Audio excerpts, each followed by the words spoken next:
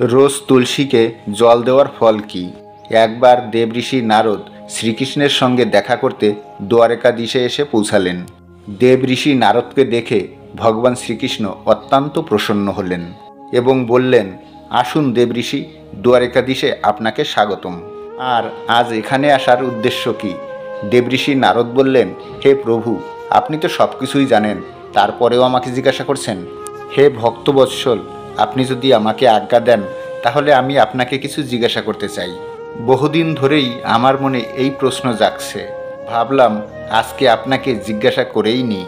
ভগবান শ্রীকৃষ্ণ বললেন, হে দেবঋষি নারদ, আপনি আপনার প্রশ্ন আমাকে জিজ্ঞাসা করুন। আপনার সব প্রশ্নের উত্তর দেওয়া আমার কর্তব্য। আমি জানি আপনি সমস্ত মনুষ্যকুলের উপকারের প্রশ্নই আমাকে করবেন।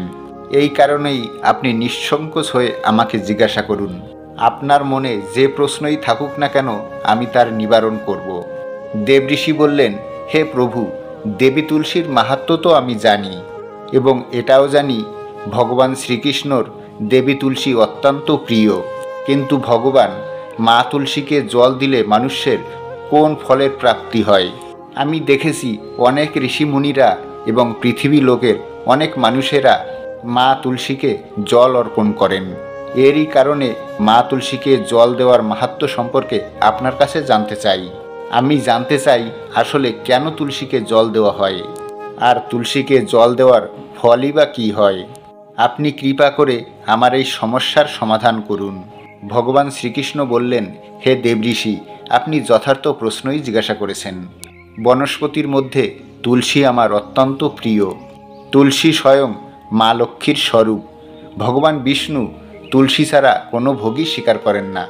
হে দেবঋষি, আজ আমি তুলসীকে জল দেওয়ার মাহাত্ম্য সম্পর্কে একটি প্রাচীন কথা আপনাকে বর্ণনা করব।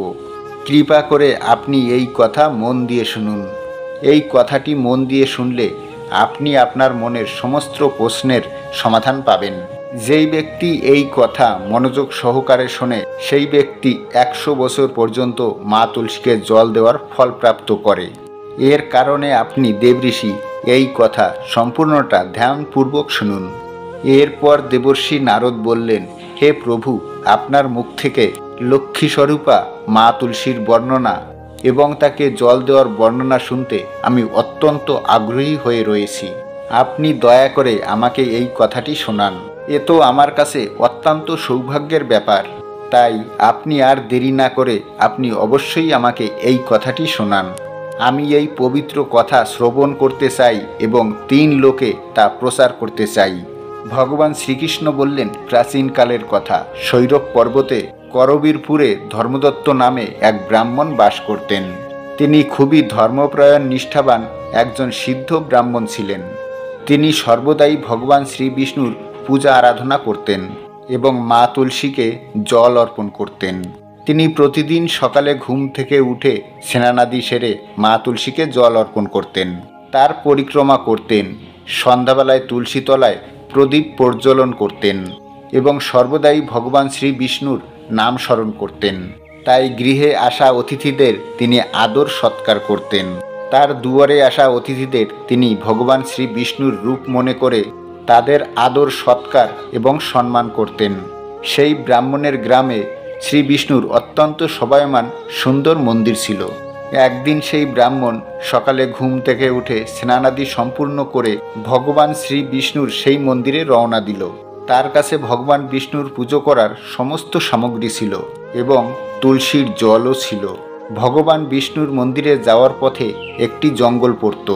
সেই জঙ্গলে ভূত, প্রেত এবং ভয়ঙ্কর রাক্ষসের নিবাস ছিল। কিছু দূর যাওয়ার পরেই সেই একটি রাক্ষসী দেখতে পেল যে তার দিকেই এগিয়ে আসছিল।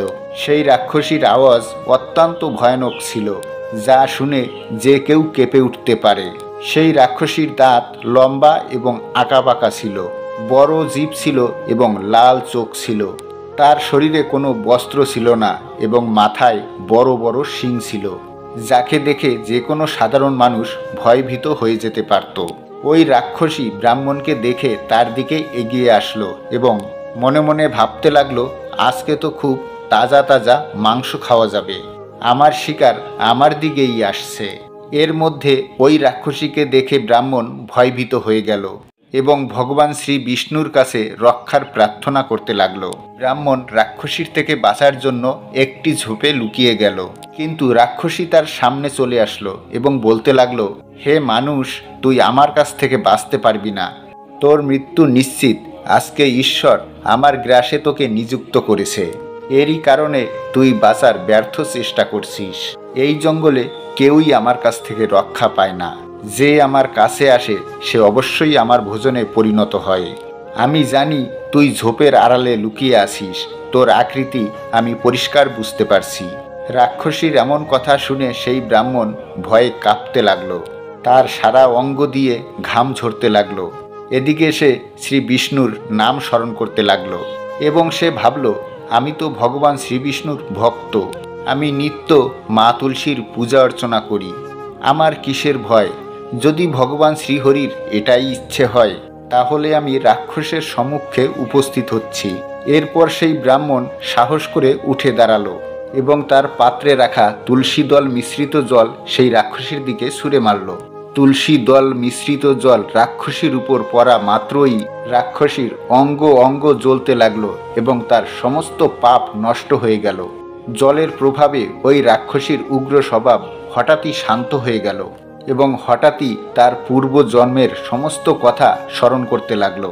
পূর্বজন্মে সে যা যা পাপ করেছিল তার সব কিছু মনে পড়তে লাগলো।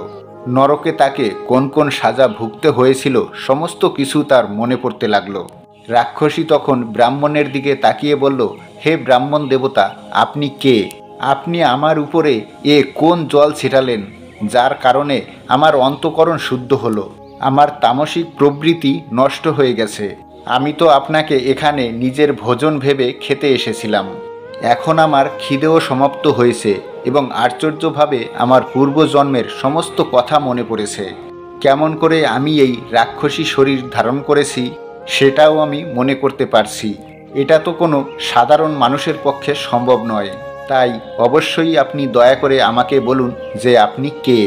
তখন সেই ব্রাহ্মণ বলতে লাগলো, হে রাক্ষসী, আমি ভগবান শ্রী বিষ্ণুর ভক্ত, আমার নাম ধর্মদত্ত। আমি তোমার উপর তুলসী দল মিশ্রিত জল ছিটিয়েছি, যার ফলে তোমার রাক্ষসী প্রবৃত্তি নষ্ট হয়েছে। রাক্ষসী, এখন তুমি আমাকে বলো তুমি কে, কোথা থেকে এসেছো এবং এই ভয়ঙ্কর জঙ্গলে তুমি কেন ঘুরে বেড়াচ্ছ?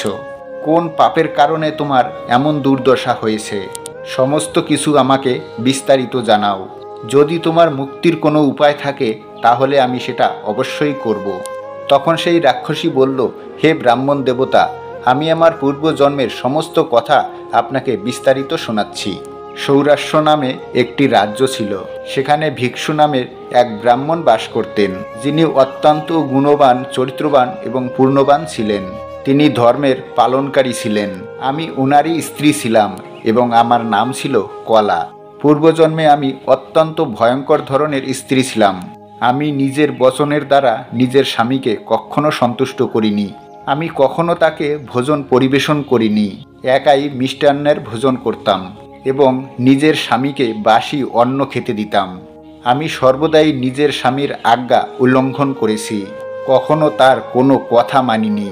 সবসময় আমি নিজের মনেরটাই করতাম। কলহ করা আমার অত্যন্ত প্রিয় ছিল। আমি সর্বদাই নিজের স্বামীর সঙ্গে কলহ করতাম। আমি নিজের স্বামীর মাতা পিতার কখনো সেবা করিনি, তাদের সঙ্গে সর্বদা দুর্ব্যবহারই করেছি।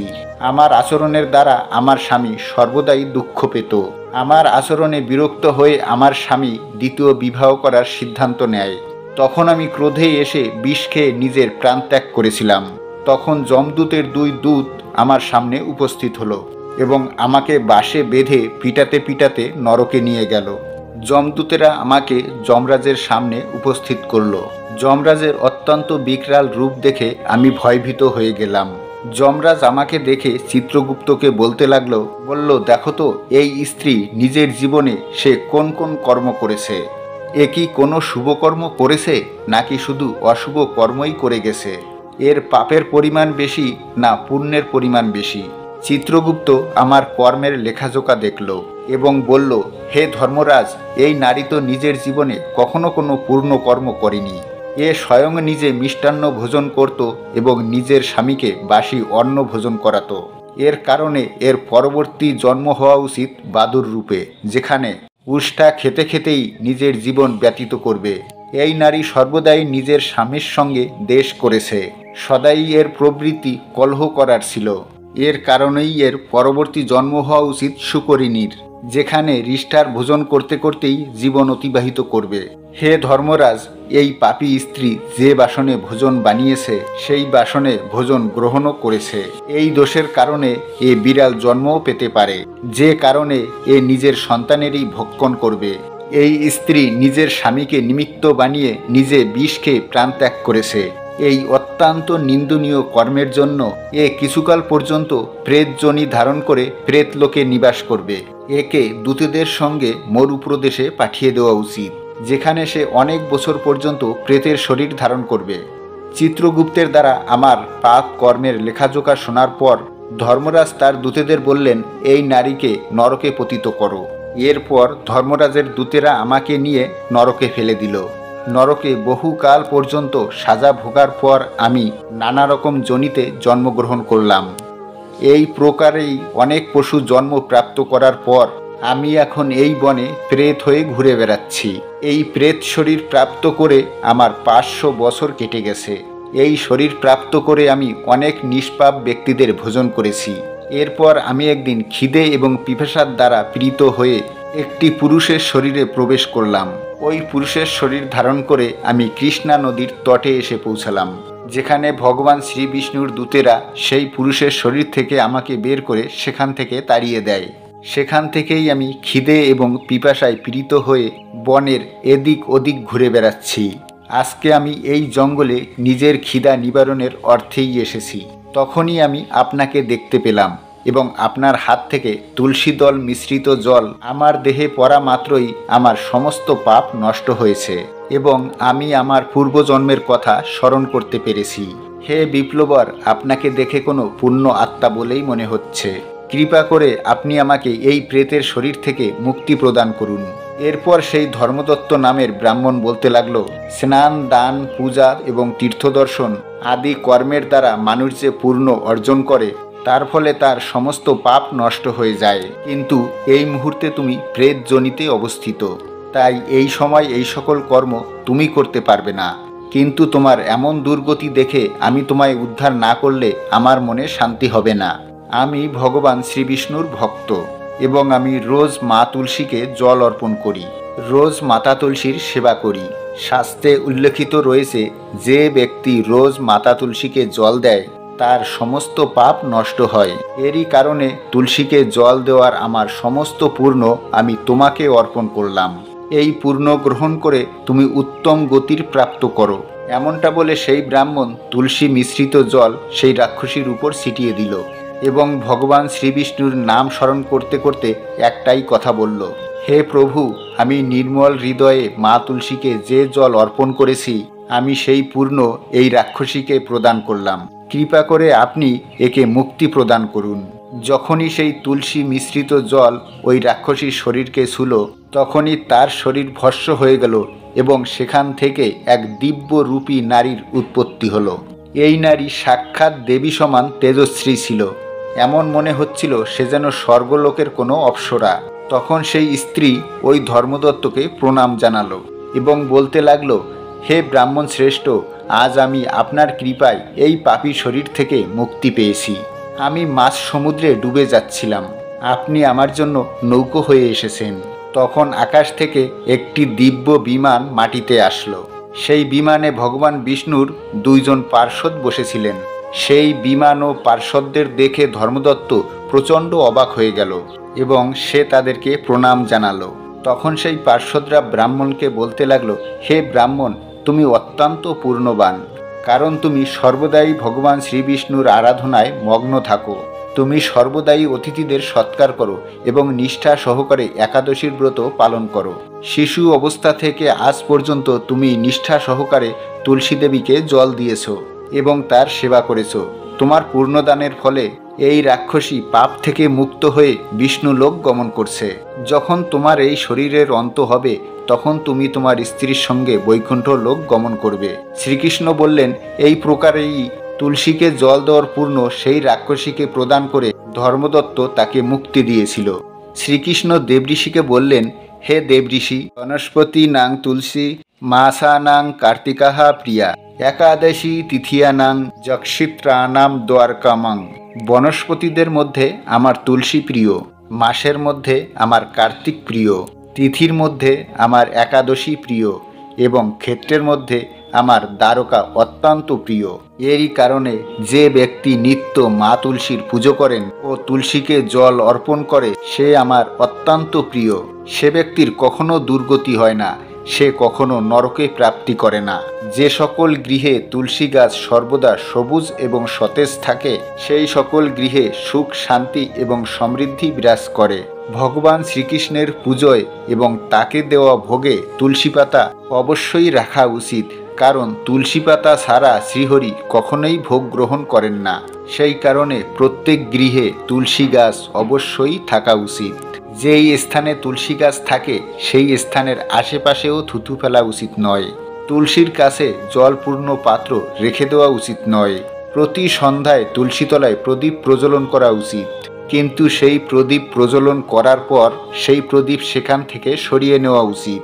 সারা রাত সেখানে সেই প্রদীপটি রেখে দেওয়া উচিত নয়, কারণ তুলসীতলায় সর্বদা প্রদীপ প্রজ্বলিত থাকা হয়ে উচিত। নিভে যাওয়া প্রদীপ তুলসীতলায় থাকা একটি অশুভ লক্ষণ। যেই স্থানে তুলসী গাছ থাকে তার আশেপাশে সর্বদা পরিষ্কার পরিচ্ছন্ন রাখা উচিত। এরই কারণে যেখানে তুলসী গাছ থাকে তার আশেপাশে নিয়মিত সেখানে পরিষ্কার পরিচ্ছন্ন করুন। মহিলাদের মাসিক ধর্ম চলাকালীন মহিলাদের তুলসী গাছে জল দেওয়া বা স্পর্শ করা উচিত নয়। এই সময় তুলসীকে স্পর্শ করা বর্জিত মনে করা হয়। স্নান না করে কখনোই তুলসীকে জল অর্পণ করা উচিত নয়। এছাড়াও পায়ে জুতো পরে কখনোই তুলসীকে জল অর্পণ করা উচিত নয়। তুলসীকে জল দেওয়ার সময় এটা খেয়াল রাখতে হবে যে সেই জল যেন আপনার পায়ে না পড়ে, তাতে মা তুলসীর অপমান হয়। শ্রীকৃষ্ণ বলেন, প্রতিদিন তুলসীর দর্শনেই স্বর্গের প্রাপ্তি হয় এবং তুলসী পাতা সেবন করলে তার সমস্ত পাপ নষ্ট হয়। তুলসী গাছ সর্বদাই ঘরের সামনে লাগানো উচিত। তুলসী গাছটি পূর্ব অথবা উত্তর দিশায় লাগানো সবথেকে শুভ বলে মনে হয়। শ্রীকৃষ্ণ বললেন, হে দেব ঋষি, এই প্রকার আমি আপনাকে তুলসীর মাহাত্ম্য সম্পর্কে বর্ণনা করলাম। আশা করি এখন আপনি আপনার সমস্ত প্রশ্নের উত্তর আপনি পেয়েছেন। দেব ঋষি বললেন, হে প্রভু, আপনি ধন্য। আপনার মুখ থেকে মা তুলসীকে জল দেওয়ার এই মাহাত্ম্য শুনে আজকে আমি ধন্য হয়েছি। এখন আমি এই কথা 3 লোকে প্রচার করব। যেই ব্যক্তি মা তুলসীর এই কথা প্রচার করবে তাদের জীবনের সমস্ত দুঃখের বিনাশ হবে, তাদের জীবনে নিত্যকালের জন্য সুখ বিরাজ করবে। এই প্রকারই ভগবান শ্রীকৃষ্ণ মা তুলসীকে জল দেওয়ার মাহাত্ম্য সম্পর্কে বর্ণনা করলেন। আশা করি আজকের এই ভিডিও আপনাদের সমৃদ্ধ করেছে। ভিডিওটি যদি ভালো লাগে তাহলে অবশ্যই একটা লাইক দিয়ে একটু বেশি বেশি করে হোয়াটসঅ্যাপ, ফেসবুকের মাধ্যমে শেয়ার করে দিন, যাতে মা তুলসীর এই তথ্যগুলো সকলে জানতে পারে। দেখা হচ্ছে তাহলে আরেকটা নতুন কোনো ভিডিওর সঙ্গে।